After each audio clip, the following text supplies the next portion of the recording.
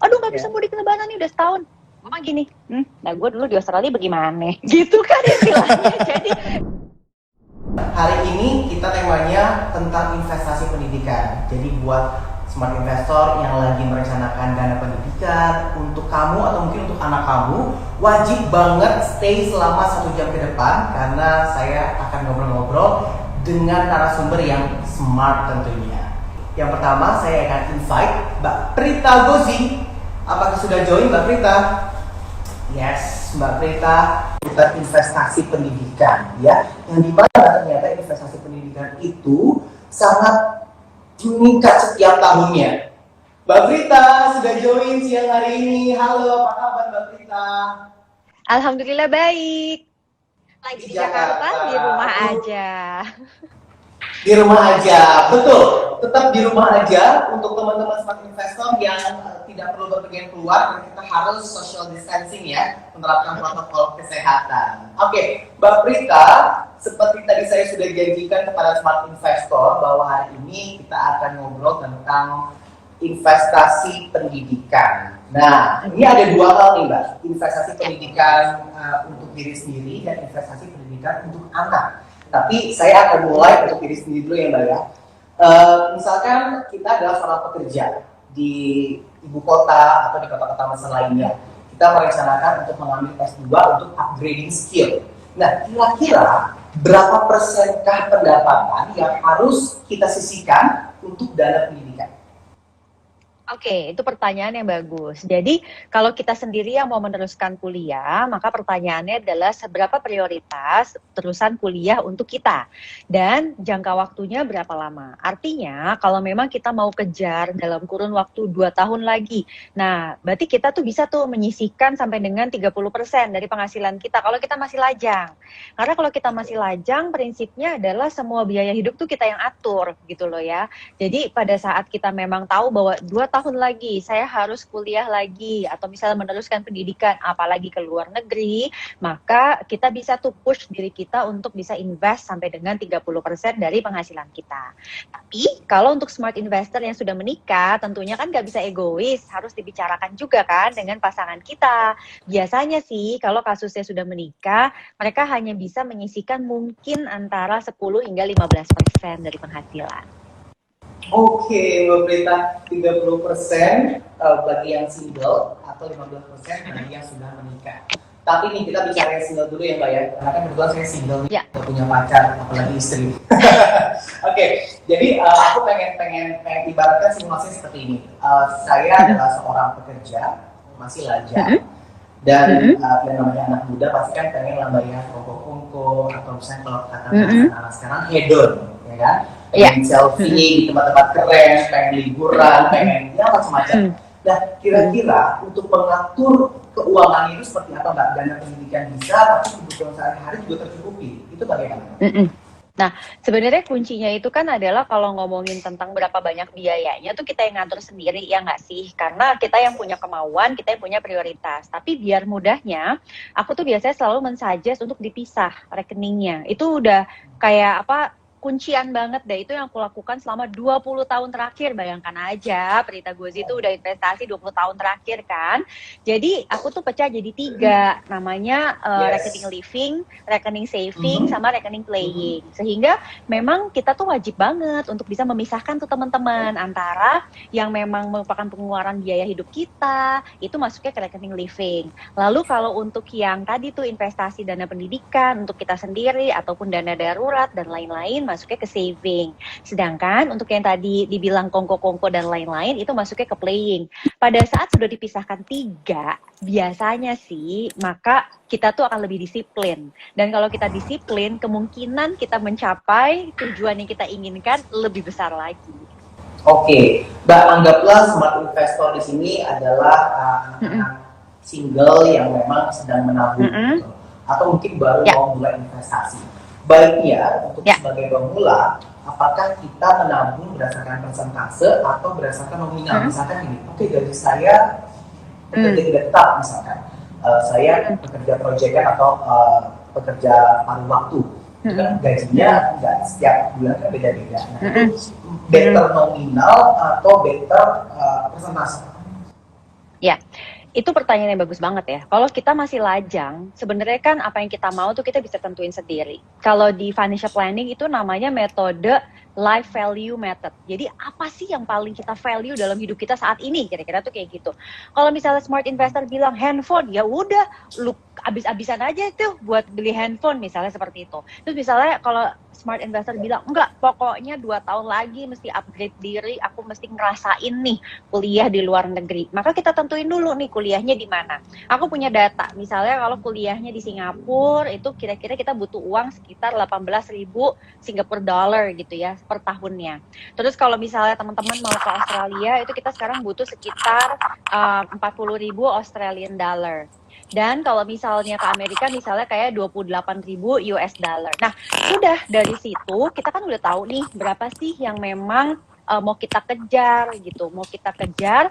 Nah dari situ tuh, kalau aku akan selalu suggest, udah nggak usah pakai persen-persen, nggak usah pakai rupiah-rupiah ya. Kalau kalian mau kejar segitu, selama kalian udah menyiapkan dana darurat, nggak apa-apa, kalian kejar saja, smart investor kejar saja. Tapi pastinya karena kita juga manusia yang butuh hidup, konsep living, saving, playing tetap ada. Gitu loh. Jadi artinya kalau misalnya livingnya bisa kita press nih, nggak 50%, ya udah berarti savingnya tuh yang kita gedein lagi. Oke, jadi yang penting tergantung goalsnya masing-masing ya Mbak ya. Apalagi kalau misalkan kita sebagai pemula, ya udah misalkan langsung aja nominal gitu ya. Oke, Mbak kita masuk ke pertanyaan selanjutnya bahwa kita akan menyinggung sedikit tentang reksadana. Kalau misalkan kita sebagai pemula, reksadana apa sih yang cocok untuk goals kita menyiapkan dana pendidikan? Oke. Intinya untuk semua smart investor, pemula siapapun mereka, aku akan sangat suggest memulai dari reksadana pasar uang terlebih dahulu. Kenapa? Karena reksadana pasar uang itu resikonya yang paling rendah, kemudian di situ hampir tidak ada fluktuasi, nilainya tuh turun drastis tuh nggak ada. Jadi kita tuh yang penting tuh kenal dulu, oh gini toh rasanya berinvestasi di reksadana. Nah, kemudian setelah itu baru kita sesuaikan nih dengan kapan kita mau pakai uangnya. Jadi ingat ya, smart investor langkah pertama adalah understand reksadana itu seperti apa. Reksadana itu bukan tabungan, beda ya. Kalau tabungan ada ATM-nya, ini nggak ada ATM-nya. Untuk redeem juga ada prosesnya dan seterusnya. Nah, itu kalian bisa coba dulu reksadana pasar uang. Let's say just coba 6 bulan lah, 6 bulan. Lalu kita lihat lagi nih, oke? Misalnya kayak kamu dan smart investor lain, let's say mau ke mana? Misalnya ke Singapura gitu. Oke, 2 tahun lagi Mbak Prita. Oh ya udah, kalau 2 tahun lagi tetap yang cocok reksadana pasar uang. Tapi kalau misalnya enggak, aku masih 5 tahun lagi karena aku masih ada ikatan dinas. Oh, berarti boleh tuh naik kelas, misalnya ke reksadana campuran, gitu caranya. Oke, nah kalau misalkan kita masuk ke ada instrumen SBN nih Mbak, lebih baik kita ORI atau SBN yang cocok untuk investasi kita Mbak? Nah, ini menarik banget ya. Kalau misalnya untuk diri kita sendiri, SBN retail itu kan bagus banget. Tapi kalian mesti paham nih smart investor, kalau SBN retail itu ada yang tradable dan ada yang tidak. Ya, tradable itu artinya kita boleh nih menjual sewaktu-waktu. Misal, let's say teman-teman beli ori kan untuk 3 tahun. Delalah nih, ternyata tahun depan teman-teman dapat offer letter gitu kan dari tempat kuliah yang kalian inginkan gitu. And then bukan hanya offer letter, misalnya dapat half scholarship misalnya gitu. Oke. Berarti kan gimana nih ori aku harus aku cairin ya nggak sih? Nah itu bisa. Tapi kalau kalian belinya SBN retail yang non tradable itu tidak bisa. So pastikan kalau misalnya kita belinya yang tradable, kita memang nggak yakin nih kita akan perginya berapa tahun lagi, belilah yang tradable. Kalau misalnya smart investor yakin bahwa aku pasti 2 tahun baru aku pergi, silahkan juga punya opsi untuk beli yang non tradable gitu. Oke, jadi memang balik lagi ke kebutuhan dan goals masing-masing ya Mbak ya. Nah, misalkan tadi kan kita pengen kuliah di luar negeri, otomatis biayanya akan lebih banyak. Ada biaya living cost, ada biaya mungkin kehidupan di negara masing-masing berbeda-beda. Nah, bagaimana kita bisa menyiapkan itu semua sebelum kita berangkat Mbak? Nah, itu caranya harus riset. Jadi, kita harus kenalin negara tempat kita tinggal. Let's say aku ambil contoh diriku sendiri deh, hampir 20 tahun yang lalu sekolah ke Australia untuk S2. Jadi yang aku harus lihat adalah jangan samakan semua kota di Australia misalnya ya. Perth, Sydney, Melbourne, itu Brisbane aja tuh living cost-nya udah beda-beda standarnya. So, benar-benar kita tuh harus research. Kita harus research itu seperti apa. Yang kedua, itu kita juga mesti research how to get there. Karena dari Jakarta misalnya ya, itu kan naik pesawat berapa kali tuh untuk nyampe ke kota tersebut. Nah, ini biasanya sering terjadi tuh kalau teman-teman pilihnya kayak sekolah di Amerika Serikat atau pilihnya sekolah di United Kingdom, UK. Itu kan kadang kotanya kota-kota kecil ya. Jadi di mana untuk ke sana tuh cukup jauh. Nah, kalian bisa afford nggak untuk nggak pulang kampung gitu loh, maksudnya kayak gitu. Yes, jadi betul. itu sesuatu yang harus kalian pertimbangkan tuh teman-teman. Makanya aku tuh suka geli ya, terus terang misalnya nih cuman lihat teman-teman nih nggak bisa pulang mudik nih lebaran, aduh nggak bisa mudik lebaran nih udah setahun. Mama gini, nah gue dulu di Australia bagaimana gitu kan istilahnya. Jadi emang dulu berapa tahun Mbak nggak pulang Mbak? Ya waktu itu sempat Idul Adha tuh nggak pulang gitu kan. Karena Okay. Kalau Idul Fitri alhamdulillahnya di Australia itu pas aku kuliah itu pas banget Idul Fitrinya itu memang di momen summer course gitu, summer school gitu. Jadi kita bisa pulang. Tapi kalau misalnya lagi nasib nih, misalnya Idul Fitrinya jatuhnya lagi pas ujian malah, ya udah aja kan kalian gigit jari gitu. Jadi artinya gini loh, yang namanya mau persiapan ke luar negeri itu satu, you must research biaya sekolahnya. Number 2, you must research juga biaya pendukungnya. Karena sekolah tuh kan nggak cuma sekolah, tetapi ada beli buku. Di sana nggak boleh fotokopi loh ya, gitu ya, nggak beli buku. Terus udah gitu, researchnya juga jurnalnya mungkin harus dibeli dan lain-lain. Kemudian di situ ada living cost. Dan bukan cuma living cost, orang Indonesia tuh kan seneng guyup ya. Maksudnya seberapa sering sih kalian butuh untuk pulang? Seberapa sering kalian harus dikunjungi gitu. Terus seberapa butuhnya kita misalnya untuk Asian foods kan nggak murah di sana gitu. Jadi things like that itu menjadi pertimbangan juga. Iya, memang benar sih Mbak. Maksudnya aku juga beberapa teman-temanku juga kuliah abroad gitu, study abroad. Tapi mereka tiap tahun hampir pulang. Akhirnya biayanya mahal, biayanya ini gitu kan. Ya, itu dia. Makanya aku mendengar Mbak Prita ini oke juga. Maksudnya memang ketika you have to ready study abroad ya memang kalian harus siap untuk tidak pulang. Bahkan mereka ada yang sampai magang. Apa Mbak Prita pernah sambil kerja sampingan juga sama kuliah? Boleh ceritain nggak? Pernah, boleh. Jadi kalau di Australia itu student visa ya, itu tidak boleh kerja. Tapi kita boleh ambil upgrade student visa with working permit itu boleh. Tapi working permit yang legal ya, yang legal itu hanya boleh kalau lagi summertime. Jadi summertime tuh boleh full time work.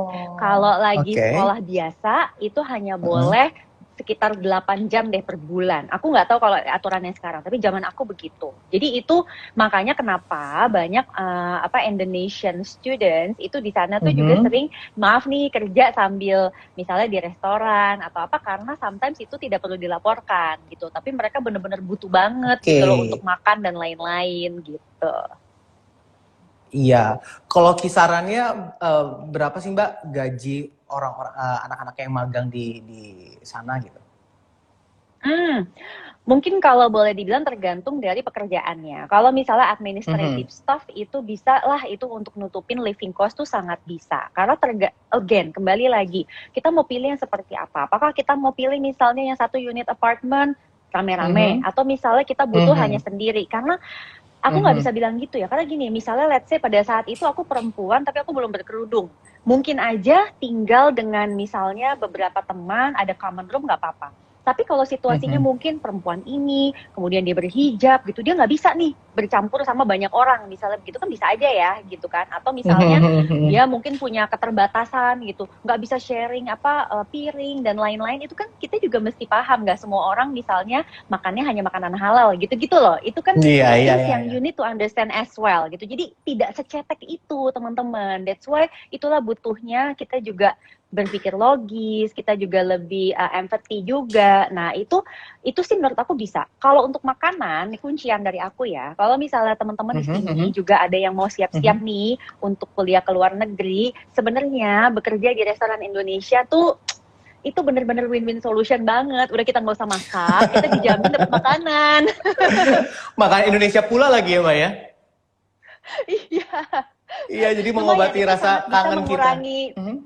Benar, itu bisa mengurangi budget kita juga selama di sana. So, menurut aku sih, kalian yang paling diutamakan adalah pada saat budgeting tuition fee-nya ya. Jadi biaya pendidikannya dulu, living cost bisa kita atur gitu. Oke.